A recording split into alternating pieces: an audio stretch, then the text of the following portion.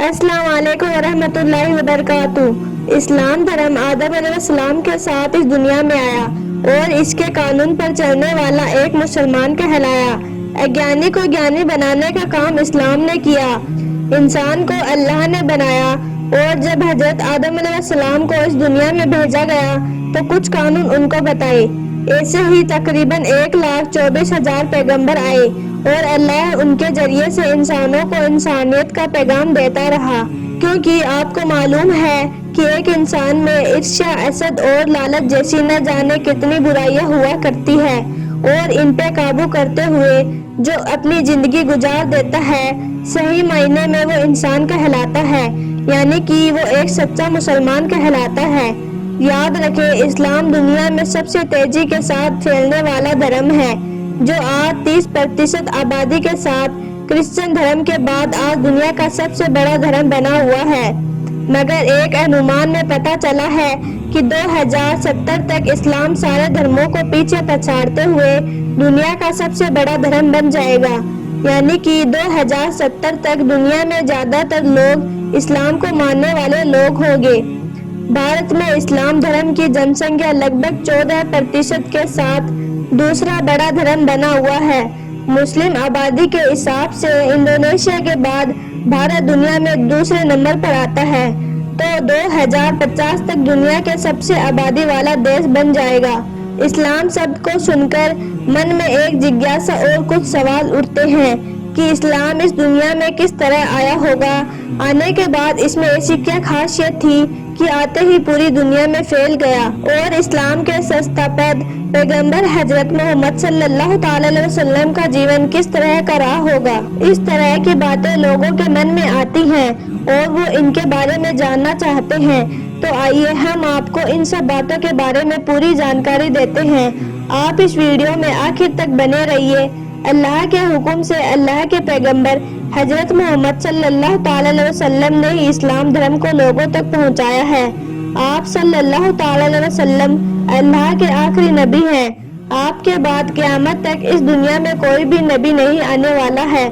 پیغمبر حضرت محمد صلی اللہ تعالی علیہ وسلم اس انسان کا نام ہے جن کے پیدا ہونے سے پہلے ہی آپ کے والد کا انتقال ہو جاتا ہے، اور آپ کی والدہ بھی اس وقت دنیا سے رخصت ہو جاتی ہے جب آپ کی عمر صرف 6 سال کی ہوتی ہے۔ اس کے بعد آپ کی پرورش کا ذمہ آپ کے دادا عبد المطلب سنبھالتے ہیں، مگر 2 سال کے بعد وہ بھی آپ کو چھوڑ کر اس دنیا سے رخصت ہو جاتے ہیں اور اپنے پوتے کی پرورش اور دیکھ بھال کا ذمہ اپنے بیٹے عبد المطلب کو سونپ جاتے ہیں، یعنی کہ اس کے بعد آپ کی پرورش کا ذمہ آپ کے چاچا عبد المطلب سنبھالتے ہیں۔ 8 سال کی عمر میں آپ اس حال میں ہیں کہ نہ محبت کرنے والی ماں ہے اور نہ ہی خیر اور خبر رکھنے والا باپ ہے، اور نہ ہی برائی اور پریشانیوں سے بچانے والا دادا ہے۔ اوپر سے عرب کا ماحول جو برائیوں کا گھرا ہوا تھا، شراب اور شباب جن کی رگوں میں بستا تھا، عورت تو جیسے کوئی سامان تھی جسے جب چاہو استعمال کر لو اور جی بھر جانے پر اسے پھینک دو۔ زندہ بچیوں کو زمین میں گاڑ دینا عزت کا سبق سمجھا جاتا تھا۔ بیٹے مال کے لیے سوتیلی ماں سے شادی کر لیتے تھے۔ چھوا شان کی علامت تھی، قتل اور دشمنی زندگی کا حصہ تھی۔ انسان کو غلام بنا کر بیچ دیا جاتا تھا۔ سماج امیر اور غریب کی بنیاد پر 2 طبقوں میں بٹا ہوا تھا۔ غلام مرد اور عورت کی کوئی عزت نہیں تھی۔ مالک کی غلامی کرنا اس کا دھرم تھا۔ ایک اللہ کو ماننے کے ساتھ ساتھ چھوٹے چھوٹے خداؤں کو ماننے کے تصور نے ان کو ایسا گمراہ کیا تھا کہ وہ ہر ایک دن ایک نیا بت بنا لیتے تھے اور 660 بت خانہ کعبہ کے اندر پوجنے کے لیے رکھے تھے۔ ایسے حالات میں پیغمبر حضرت محمد صلی اللہ تعالی علیہ وسلم کو صرف ایک چچا کا سہارا تھا جو ان کو بہت چاہتے تھے۔ اس برائی، تنائی اور صحیح اور غلط کے تعلیم نہ ہونے کے باوجود بھی حضرت محمد صلی اللہ تعالی علیہ وسلم اس حال میں اپنی زندگی کے 40 سال گزارتے ہیں۔ یہ لوگ ان کا نام صادق یعنی کہ سچ بولنے والا اور امین یعنی کہ ایماندار آدمی جو امانت میں خیانت نہیں کرتا ہے وہ رکھ دیتے ہیں۔ مگر آپ بچپن سے ہی اللہ کی عبادت میں لگے رہتے تھے۔ آپ نے کئی دنوں مکہ کی ایک پہاڑی جس کا نام تارے ہیرا ہے اس پر عبادت کی۔ جب آپ کی عمر 40 برس کی ہوئی تو اللہ کی طرف سے آپ کو ایک پیغام ملا جس میں اللہ نے فرمایا، اے تمام جہاں، چاند، سورج، زمین، یہ شجر، حجر، یہ سب کچھ میں نے پیدا کیا ہے۔ مجھے ہمیشہ یاد کرو، میں کیول ایک ہوں، یعنی کہ میرا کوئی ثانی نہیں ہے۔ تم دنیا میں ہو رہی برائیوں کو مٹاؤ اور لوگوں کو اس بارے میں سمجھاؤ اور لوگوں کو گمراہ ہونے سے بچاؤ۔ آپ نے اللہ کے اس حکم کو قبول کیا اور اللہ سے اس وعدے پر کھرا اترنے پر وعدہ بھی کیا اور اس کے بعد لوگوں کو سمجھانے میں لگ گئے۔ جب آپ کو نبوت ملی، آپ کی عمر مبارک 40 برس کی تھی۔ اس کے بعد پیغمبر حضرت محمد صلی اللہ علیہ وسلم لوگوں کے بیچ اللہ کے اس پیغام کو دینے لگے کہ اللہ یعنی ایشور ایک ہے اور میں اللہ کا نبی یعنی کہ اسدت ہوں، اور انسانوں کو اپنے کرموں کا جواب ایک دن یعنی کہ فیصلے والے دن اللہ کو دینا ہے۔ اس کے بعد آپ 30 سال تک آہستہ آہستہ لوگوں کو اسلام کا پیغام دیتے رہے، یہاں تک کہ کچھ لوگ اس پیغام کو قبول کر کے مسلمان بن گئے۔ اس کے بعد ایک دن حضرت جبرائیل علیہ السلام یہ پیغام لے کر آپ کے پاس آئے کہ آپ اپنے قریبی رشتہ داروں کو اللہ کے عذاب سے ڈرائیے۔ اس حکم کے آنے کے بعد پیغمبر حضرت محمد صلی اللہ علیہ وسلم نے کھلے عام مکہ کے لوگوں کو اسلام کی دعوت دینا شروع کر دیا، تو پھر آپ پر ہر طرف سے ظلم و ستم ہونے لگے اور مکہ کے بڑے بڑے سردار آپ کے دشمن بن بیٹھے، یہاں تک کہ آپ کو جان سے مارنے کی سازشیں بھی رچی جانے لگی۔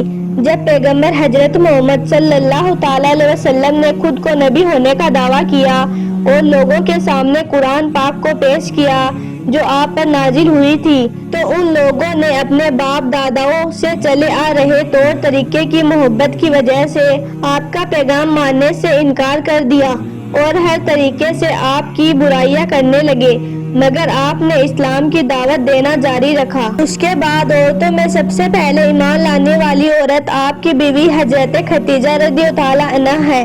مردوں میں سب سے پہلے ایمان لانے والے مرد حضرت ابو بکر صدیق رضی اللہ عنہ ہے۔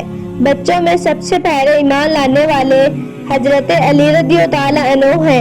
اس کے بعد جیسے جیسے لوگ اسلام کو قبول کرتے گئے، مکہ کے سرداروں کا ظلم و ستم آپ پر اور مسلمانوں پر بڑھتا گیا۔ کوئی آپ کو پاگل کہتا تو کوئی آپ کو جھوٹا کہنے لگا، کوئی آپ کو جادوگر کہتا تو کوئی آپ کی ہنسی مذاق اڑاتا، مگر آپ نے ان سب باتوں کی پرواہ نہ کرتے ہوئے لوگوں کو اسلام کی دعوت دینا جاری رکھا۔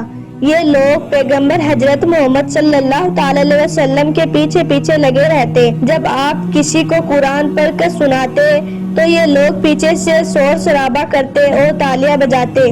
جب آپ نماز پڑھتے تو کبھی آپ پر اونٹ کی اوجڑیاں پھینک دیتے، اور یہی نہیں، جب آپ چلتے تھے تو آپ پر کوڑا ڈال دیا جاتا تھا۔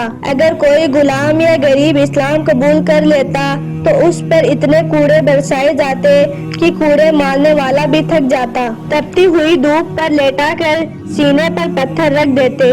حالات یہ تھے کہ اگر کسی نے اسلام قبول کر لیا تو پھر اس کے لیے جان بچانی بھی مشکل تھی۔ اتنے ظلم و ستم سہنے کے بعد بھی آپ لوگوں سے فرماتے، ہے لوگوں، میں کسی کے قبیلے، خاندان یا پھر کسی ایک ملک کا بھلا نہیں چاہتا، بلکہ میں پوری دنیا والوں کے لیے عمل اور رحمت کا پیغام لے کر آیا ہوں۔ مجھے اللہ نے آپ کی ہدایت کے لیے بھیجا ہے۔ دھیرے دھیرے لوگ اسلام کو سمجھنے لگے اور پھر قبول کرنے لگے۔ آپ کو یہ ویڈیو اچھا لگا ہو تو دل سے ایک لائک ضرور کر دیں، اور اگر آپ کو اسلام سے سچی محبت ہے تو اپنے دوستوں میں بھی شیئر کر دیں تاکہ زیادہ سے زیادہ لوگ اسلام کے بارے میں جان سکیں۔